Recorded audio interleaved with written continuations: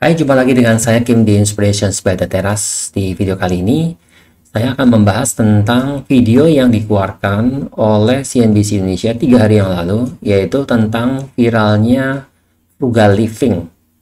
Ini adalah gaya hidup yang saat ini sepertinya sudah mulai viral di kalangan anak muda, di kalangan kelas menengah ya di Indonesia, dan mungkin ini menjadi gaya hidup yang nantinya akan menjadi tren. Nah, seperti apakah frugal living itu? Mungkin ada beberapa teman yang masih belum paham ya seperti apa itu hidup frugal. Tetapi karena ini memang sangat menarik ya, dan sepertinya saya amati di beberapa channel YouTube, gaya hidup ini sudah mulai dilirik orang ya, dan sering dibahas di YouTube-YouTube. Bahkan ada juga yang mengaitkannya dengan orang yang keluar dari 9 to 5 job mereka dan hidup secara frugal ya, memilih tempat atau negara yang memiliki biaya hidup yang rendah dan mereka menikmati gaya hidup frugal ini. Oke, kita langsung aja ya membahas video dari CNBC Indonesia ini tentang frugal living.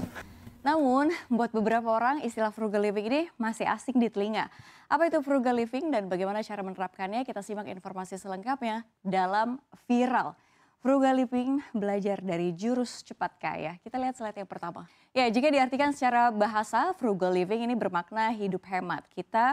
Kata frugal itu berasal dari bahasa Prancis yang pertama kali digunakan pada tahun 1530 ya. Frugal living secara istilah ini menghemat sumber daya yang dimiliki untuk menghindari pengeluaran. Oke, jadi ternyata kata frugal living itu berasal dari bahasa Prancis ya, yaitu memiliki makna hidup hemat. Oke, kita lanjutkan.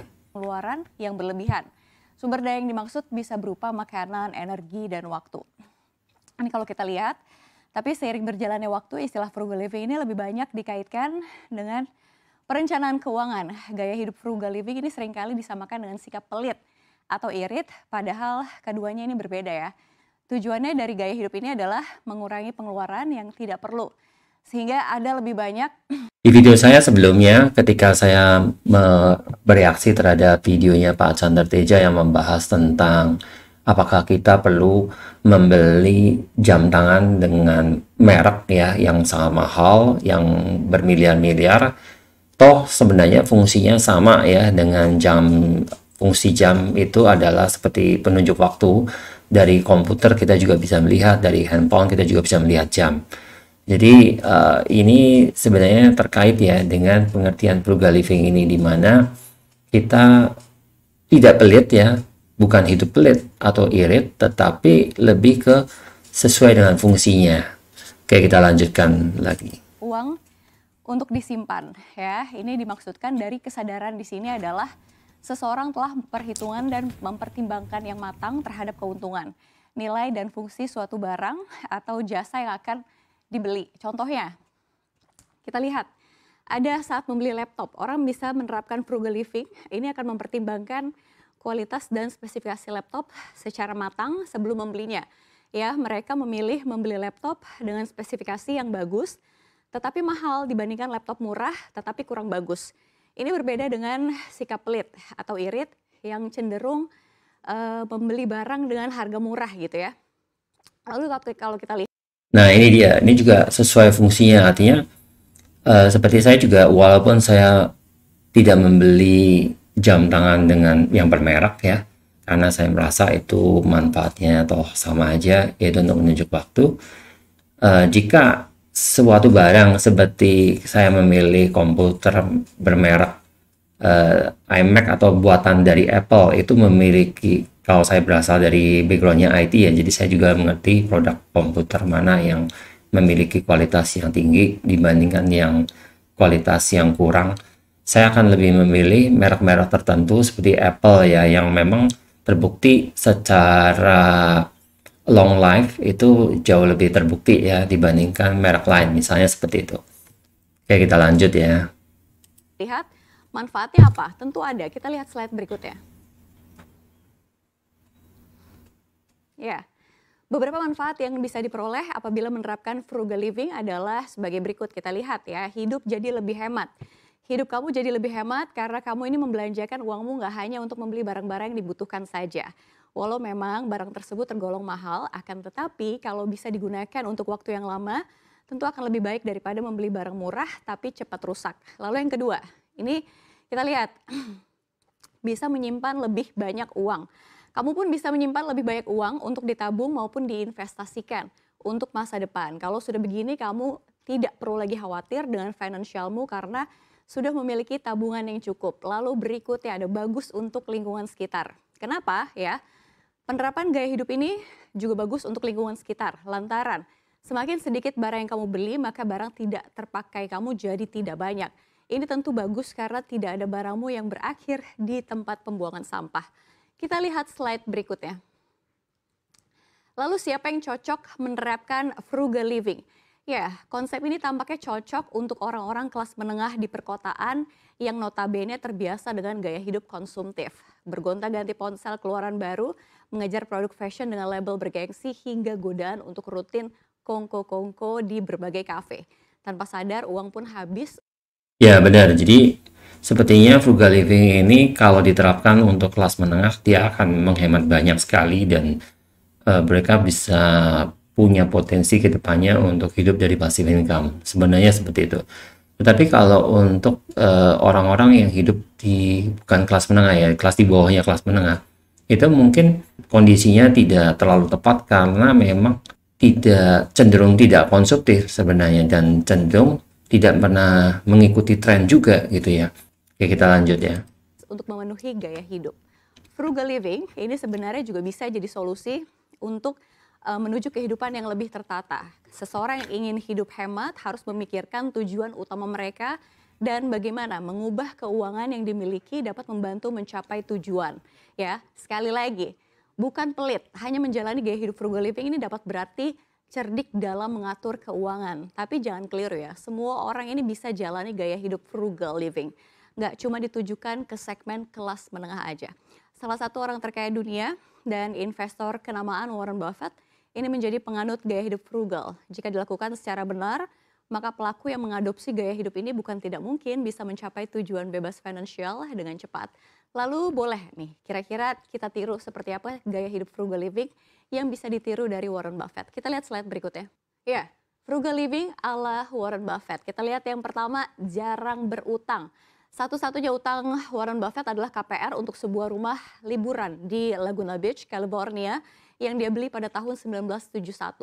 Meski membeli rumah itu dengan cicilan, Buffett ini sebenarnya juga memiliki uang tunai untuk membeli properti tepi pantai yang sekarang harganya ditaksir 150.000 US dollar atau kurs saat ini sekitar 23 miliar rupiah.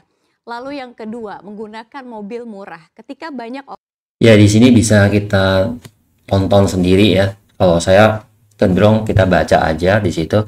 Dibilang pertama dia jarang berutang, kedua menggunakan mobil murah, ketiga hindari pengeluaran yang tidak perlu, tidak berinvestasi dari uang pinjaman. Jadi dia tidak pernah pinjam uang bank ya untuk modal berinvestasi. Ini sebenarnya kalau untuk trader forex ini juga cocok ya, karena selalu nasihat buat calon-calon trader forex adalah gunakan uang dingin, jangan gunakan uang panas, apalagi uang pinjaman. Semakin itu kita tidak punya uang sebenarnya untuk sebagai modal trading, maka itu semakin berbahaya gitu ya. Kemudian temukan cara kreatif untuk berhemat. Nah ini mungkin kita bisa ikutin ya videonya ya. Lalu berikutnya yang kelima kita lihat temukan cara kreatif untuk berhemat. Jadi ketika anak pertama Buffett lahir, dia mengubah laci meja rias menjadi tempat tidur bayi.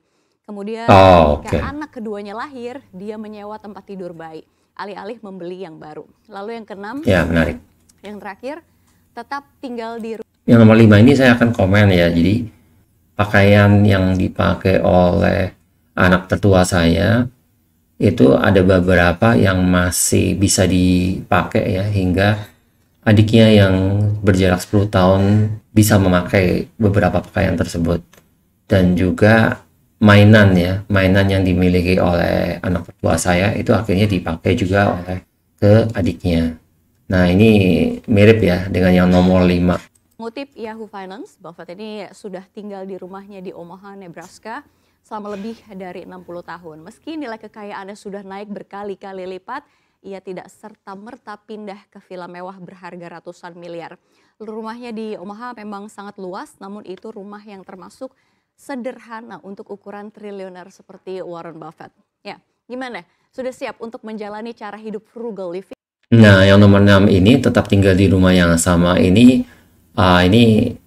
sesuatu yang sangat menarik sekali ya. Jadi dia benar-benar menghemat sekali sampai rumah pun dia tidak berubah ya. Ya mungkin ada dia rumah yang besar, tapi untuk ukurannya dia harusnya dia bisa beli rumah yang lebih besar lagi dari situ. Nah, ya ini bukan gaya hidup yang bisa dilakukan oleh semua orang sih. Tetapi kalau seseorang itu berani untuk mengambil keputusan, itu harusnya bisa gitu. Bukan sesuatu gaya hidup yang populer, karena kalau gaya hidup seperti itu kan membutuhkan sacrifice ya. Kita harus berkorban nih untuk bisa hidup frugal, bisa menghemat dan ya hanya mengeluarkan uang seperlunya aja.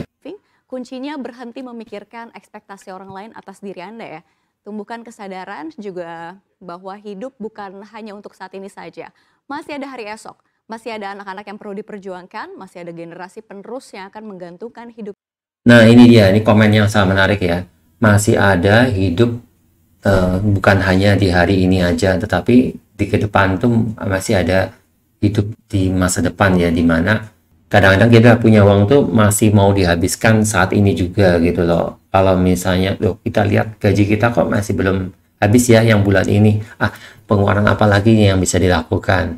Oh, saya belum nonton film ini, oh saya belum nonton film ini, ya udah semua film ditonton gitu. Atau saya belum makan makanan ini, oh saya belum makan makanan itu, ya udah kita coba aja semua gitu kan. Nah intinya adalah hidup ini bukan hanya untuk hari ini saja, tetapi masih ada masa depan yang kita perlu persiapkan juga. Nah jangan seperti orang yang kebingungan seperti itu, oh saya harus habiskan gitu ya. Enggak, tapi kita juga harus wise nih dalam menggunakan uang kita. Apakah kita sebaiknya simpan dan kita tumbuhkan uang ini ya, misalnya kita investasikan kemudian supaya uang itu bisa menopang hidup kita di masa depan. Begitu video kali ini. Terima kasih sudah menonton video ini. Semoga apa yang disampaikan di video dari CNBC Indonesia ini bisa bermanfaat buat teman-teman sekalian. Terima kasih, sampai ketemu di video-video saya selanjutnya.